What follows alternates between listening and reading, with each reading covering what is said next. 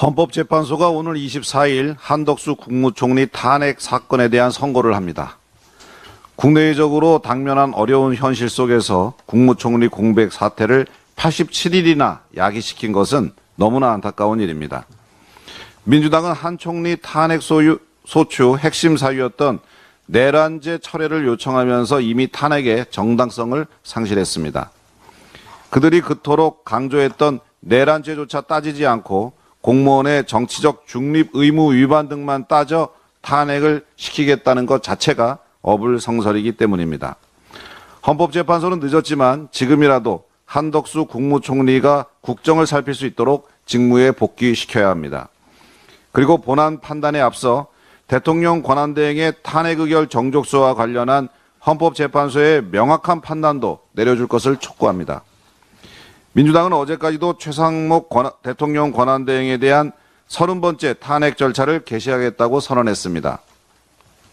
하지만 한 총리의 업무 복귀가 이루어지면 최상목 권한대행에 대한 탄핵은 아무런 의미도 가질 수 없게 됩니다. 민주당의 무차별 탄핵으로 직무가 정지된 공직자들의 공백 기간만 1200일이 넘습니다. 탄핵 소추로 인한 변호사 비용으로 수많은 국민의 혈세가 낭비되고 있습니다.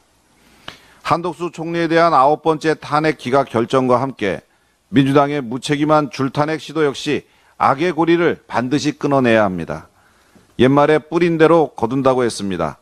민주당이 다수 의석을 악용해 정략적으로 남발한 탄핵에 대한 결과는 결국 민주당에 대한 국민들의 탄핵으로 이어질 것입니다.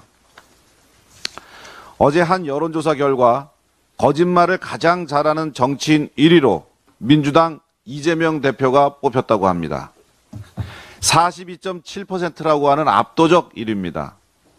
반도체 주 52시간 근무제 예외, 기본소득 정책, 그리고 최근 전세계약 10년 보장처럼 오락가락하는 이재명 대표의 행보가 초래한 결과입니다. 또한 본인 재판은 온갖 수단을 총동원해 지연시키는 법꾸라지 같은 모습을 보이면서 대통령 탄핵 심판은 서둘러 종결 지으라며 헌법재판소를 압박하는 이중적 모습에 대한 국민들의 평가입니다.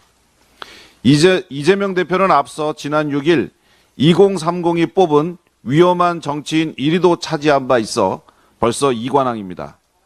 이때도 42%의 압도적 1위였습니다. 본인들 뜻대로 하지 않는다고 대통령 권한대행을 상대로 몸조심하라며 조폭들이나 하는 협박을 서슴지 않는 모습을 이미 청년들은 예견하고 있었던 것입니다. 국민들은 약속한 것은 반드시 지키는 정치인, 타인에게 무차별 협박을 퍼붓지 않는 건전한 상식을 가진 정치인을 원한다는 것을 이재명 대표는 명심하기 바랍니다.